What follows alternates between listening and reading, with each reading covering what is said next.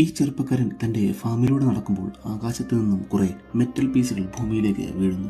തന്റെ അച്ഛനോട് അത് പറയാൻ തുടങ്ങുന്നതിന് മുമ്പേ അച്ഛന്റെ ദേഹത്ത് അത് വീണിരുന്നു. ഉടനെ ആശുപത്രിയിൽ എത്തിച്ചെങ്കിലും അച്ഛൻ മരിച്ചു പോകുന്നു. അവിടെ നിന്നും അവൻ മനസ്സിലാക്കുന്നു ആകാശത്ത് നിന്നും തന്റെ അച്ഛന്റെ തലയിൽ വീണത് ഒരു നാണയമായിരുന്നു എന്ന്.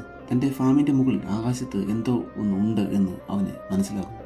ഉടനെ അവൻ തന്റെ ഫാമിൽ CCTV വയ്ക്കുന്നു. അന്ന് രാത്രി അവൻ ഫാമിൽ കൂടി നടക്കുമ്പോൾ അവന്റെ കുതിര വിരള് പിടിച്ച് ഓടുന്നു. അവന്റെ പുറകിലായി വലിയൊരു ചുഴലിക്കാറ്റ് രൂപപ്പെടുന്നു. ആകാശത്ത് നിന്ന് എന്തോ ഒന്ന് അവനെ പിന്തുടരുന്നതായി അവന് തോന്നുന്നു. അവൻ വേഗം ഫാം ഹൗസിലേക്ക് ഓടുന്നു. അവിടെ വെച്ച് അവൻ കാണുന്നു ആകാശത്തുള്ളത് ഒരു UFO ആണെന്ന്. അവന്റെ CCTVയിൽ ഒരു പ്രാണി വന്നിരുന്നത് കൊണ്ട് അതൊന്നും റെക്കോർഡായിരുന്നില്ല. അവന് രാത്രി ഉറങ്ങാൻ സാധിക്കുന്നില്ല.